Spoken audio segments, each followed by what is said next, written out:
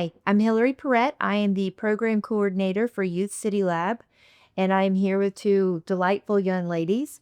Can you tell us what your name is? Yes, I'm Susie Weeks. I work for Capital Area Human Services as a school-based therapist for behavioral health.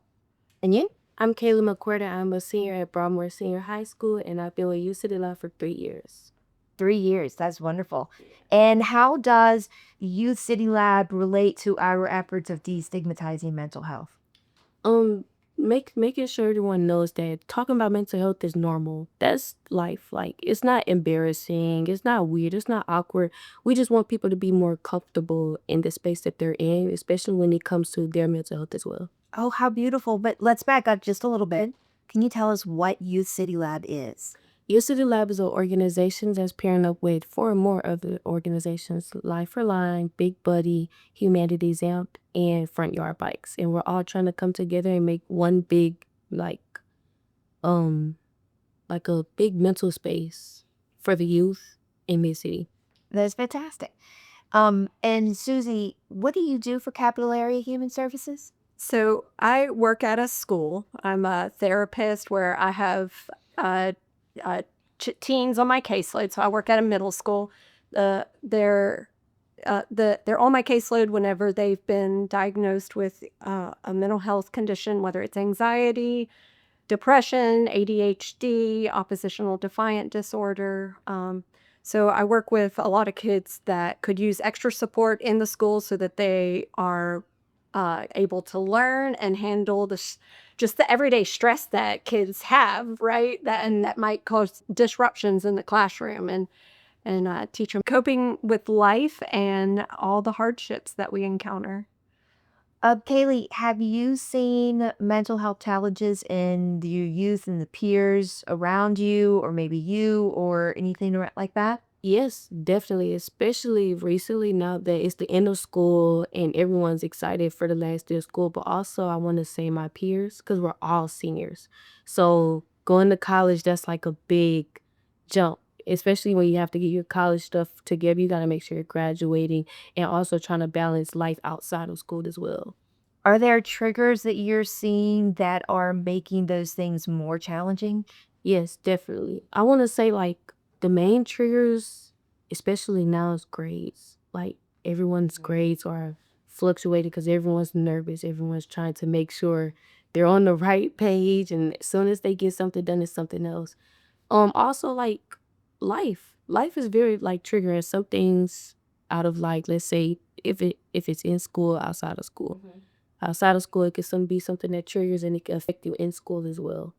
And I'm definitely noticing that right now at this time of year, getting so close to the end of the school year, where we didn't have a holiday to break up between Mardi Gras and spring break, where I mean, there's a lot of fighting happening. There's, friendships are having turbulent times. Things might not be going well at home. Grades, like you mentioned, and then also that transition, whether you're leaving to go to a new school or moving over the summer, and just that kind of grieving process of leaving one school behind, and then the anxiety of what that change is going to bring. So, Really overgrowth. yeah, this time of year is hard for students. Yeah. So, if the students and the mental health professionals are seeing the same things, how come it feels like there is such a divide between those two groups? What do you think are some of the barriers that kids are experiencing that makes it so they are not seeking help? I definitely want to say trust plays a big part. Like a lot of kids, like especially like kids that I know, go to school with, that I work with, it's trust issues. And I feel like that plays a real big part, especially now because we don't know who to trust, especially with things that's happened in the past with a few people. They've probably had bad experiences, but I definitely feel like there's ways to overcome that, especially that fear, especially when you have that confidence and you know what to attack and what to do. Well, so um, I've always struck at how whenever I talk to a young person, hope always fills a void somewhere, unprompted. It's always really beautiful. We all in our everyday lives do things to protect the health of our bodies and to maintain healthy bodies. We eat well, we exercise, we go outside.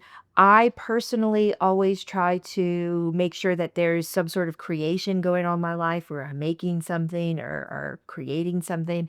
What are things that you do to maintain a healthy mindset, an outlook on life?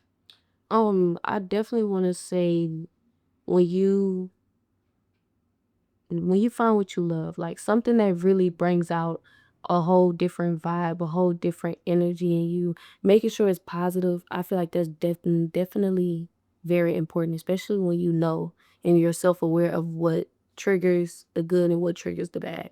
So, like for me, I would say with cheer, working, cleaning up, listening to music, like small stuff like looking at clothes, shopping. It depends on what you love. So yeah, I definitely feel like that's a good start. Miss Susie, are we missing anything in those maintenance activities that we can do? Yeah, you're very wise. So it's definitely individualized, depending on the person. You gave some great ones between music and being active. So you do cheer, and shopping. I call it retail therapy. That's always a good one. But some people like to create art, or some people might to have better self-care, whenever they're having a hard day, doing a relaxing bath or putting on some good smelling lotion. And what else? There's so many out there. There's mindfulness activities where you can visualize a calm, safe space, or listen to the sound of the beach or the rain, things like that. Watching things that make you laugh. Yeah. Yeah, TikTok videos, until you get like you realize an hour has passed. But What about relationships with your peers and relationships with grown-ups? I definitely feel like relationships with grown-ups, bonds, connections, that's very important because if you don't have that connection or that bond, you're definitely gonna feel like you know, I don't know how to put this, like they're out to get you. That's probably what scares most teens. But once you have that connection and you really get to know them personally, it feels good to just go to them and be like, hey, this is what's going on, or how is your day, or just having a regular conversation. And I feel like the reason why now is different between your peers and adults is because peers, we go to peers before because, they're our age. So I think that's why a lot of people go to peers before they go to an adult. But I definitely suggest going to an adult first because some peers, they might not understand or I don't know how to say it. They more so of might not know how to help. Like they wouldn't really know how to help you because we all going through something together. So I definitely feel like once you have that relationship and that connection with an adult, it feels good to just, hey, this is what's going on. It feels good to just talk about it and not just hold it all in. Is there something that adults can do to help build that trust with young people around them? it starts with respect for sure, and treating them like young adults, people that have their own feelings, and that they're not looking to get into trouble, right?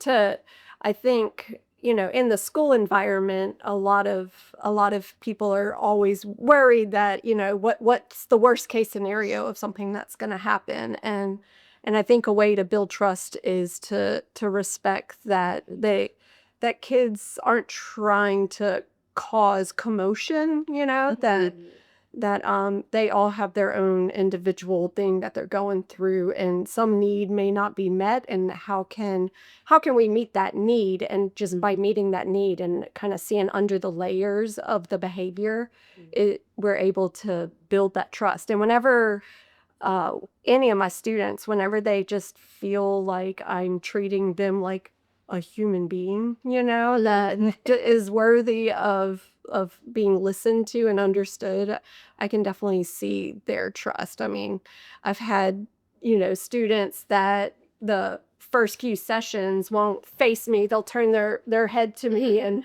they completely don't trust me. They don't know who I am, and am I going to be like a hard teacher where I'm going to expect certain behaviors and not allow certain words, and and then once they get to know me, they they're more trusting because they realize that a therapist is there to just let you be yourself. Like, I want you to be authentic.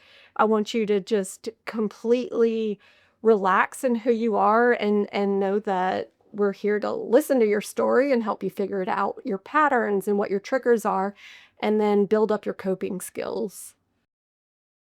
When I started exploring mental health challenges with young people, one of the things that I discovered is that they think therapists are going to tell. So, can you destigmatize that myth a little bit for us? Absolutely. So therapists follow what's called HIPAA laws. We have complete confidentiality, meaning everything that you tell us is between us. So there are some exceptions, okay? So I have a little poster on my table at my office that says what you say in here stays in here.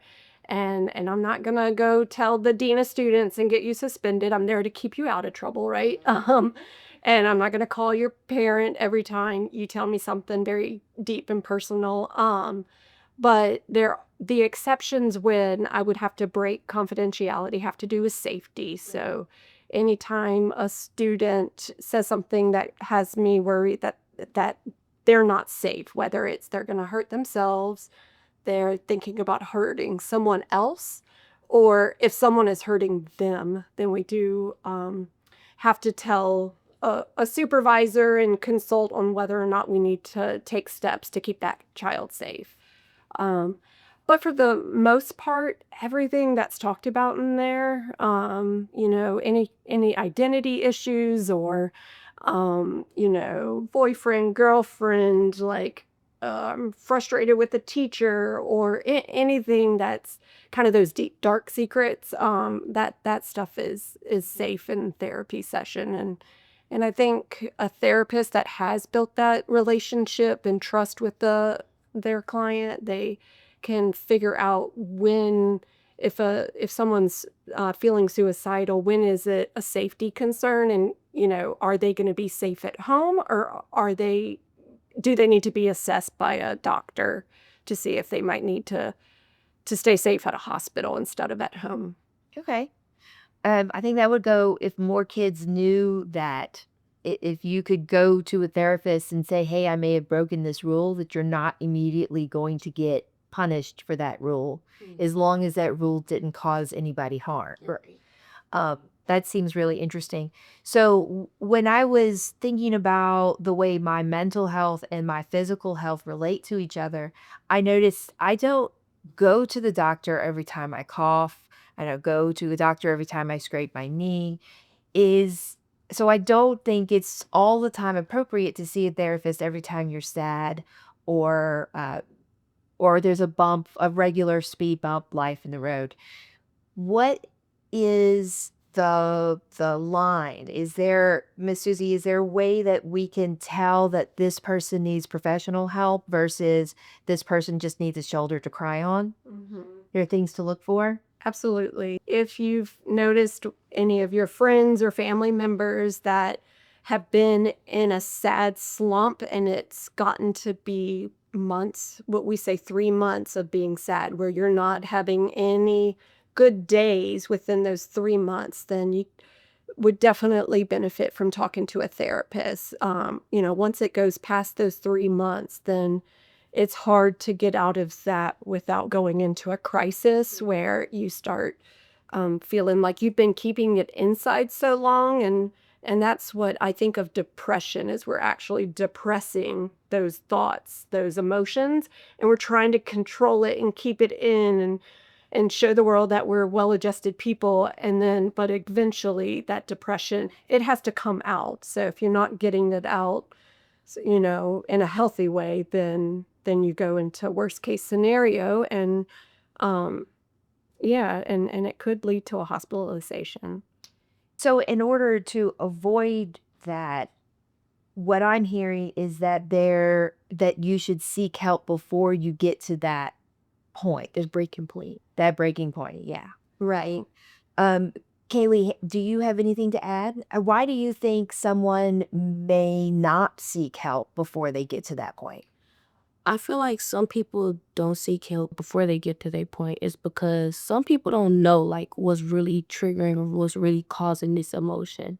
And I also feel like another thing too, once you trigger, not trigger, but once you kind of like put your finger on what it is, once you hold it down and know like, okay, this is what the problem is, you know how to go to therapists, you know how to go to counselors, you know how to tell them like, okay, this is what's really going on, instead of just going straight to them when, when it's the bad part and when it gets worse and tell them the wrong thing.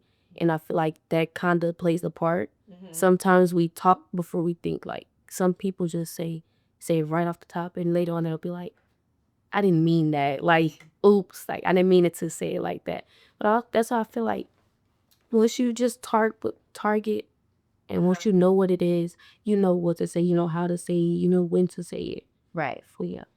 And I've been using this word a lot, Susie, destigmatizing mental health services. Can you help us unpack and maybe define that term for us? Yeah, thank you.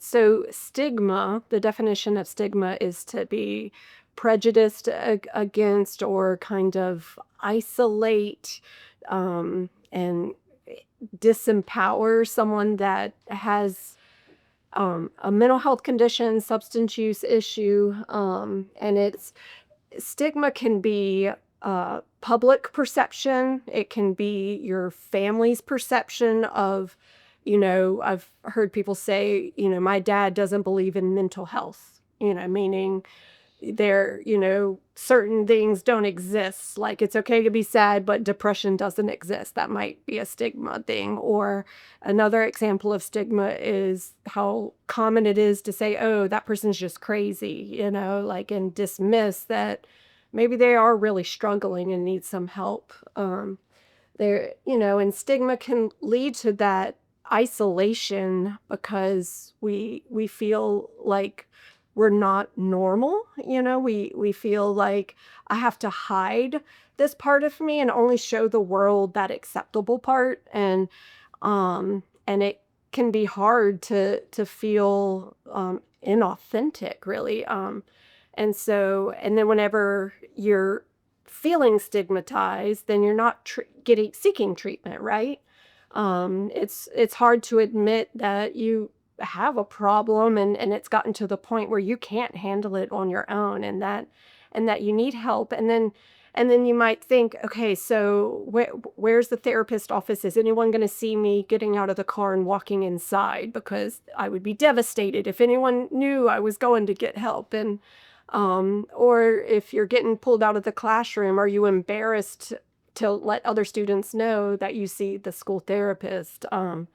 It can be embarrassing. And I think that's what the idea of stigma is that we're trying to break that cycle of it being an embarrassing thing, but more of a empowering thing where we can help people before they're in a crisis.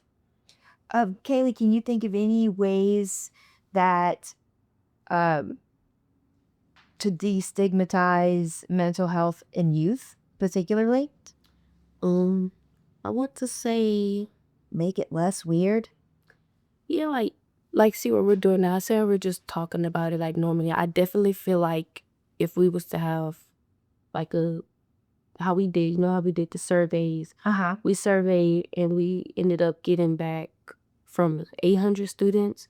And we basically seen how they just go straight to peers. They don't go to counselors. They don't go to adults first. And I also feel like when we have that talking, when we all see where each other is coming from, we might all come to an understanding and say, well, hey, this is normal. Like, this is okay.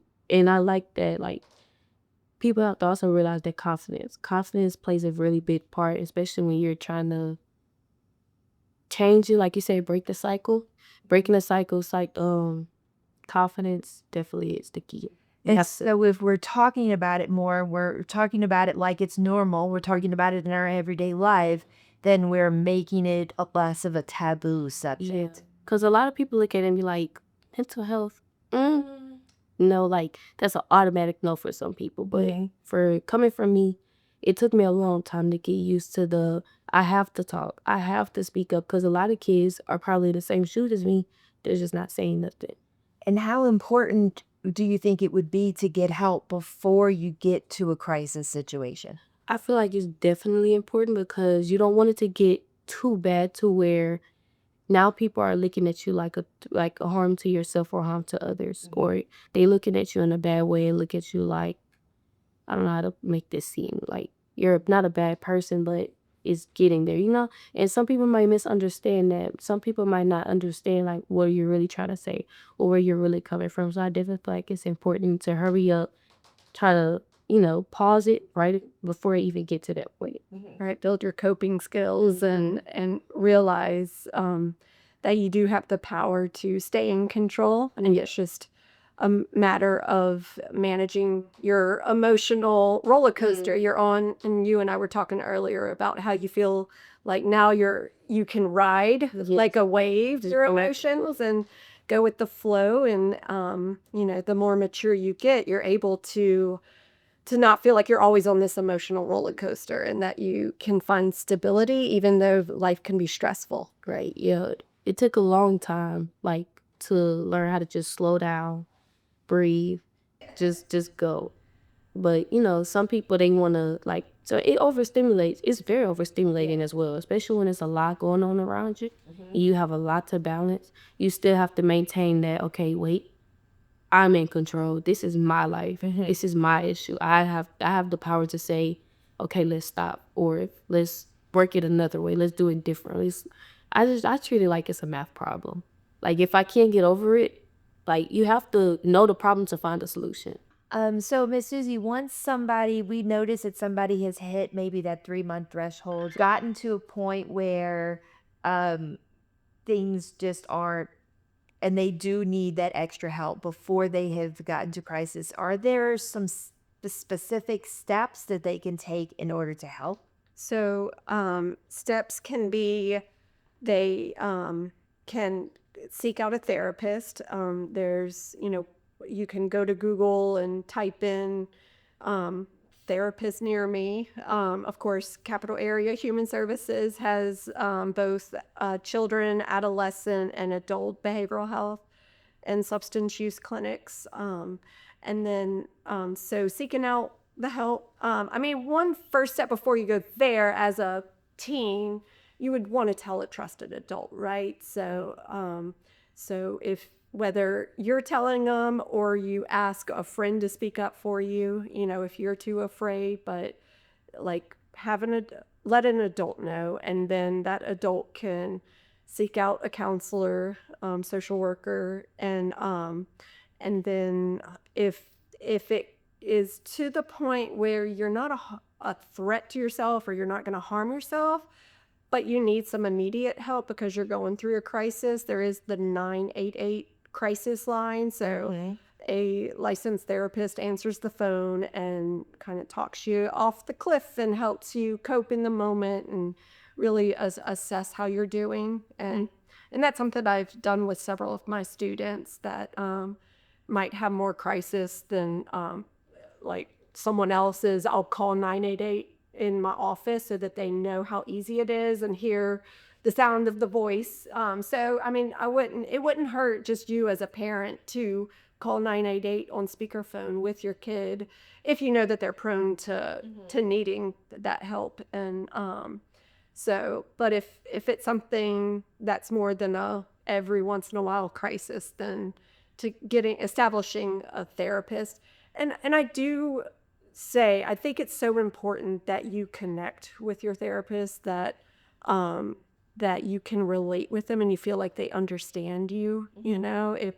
If you first one and it's not a perfect fit, it's okay to see if maybe someone else, or ask to be referred out. Like a therapist is not going to be offended because we realize that relationship is the most healing thing for a client, and it's not, there's no therapeutic technique that's going to help you. It's more about the relationship and that trust that the client has with you. Kaylee, this YCL sounds very interesting. It's called Youth City Lab. Do you have a website people can go to get more information? Yes. Our website is ucblab.org, and this is our Instagram below. Okay. Ed, Susie, how can people get more information about Capital Area Human Services? So you can go Google Capital Area Human Services or go to realhelpbr.com. Thank you very much for joining us, and I hope you learned something and gathered a little bit of the hope from the young people that I always seem to get.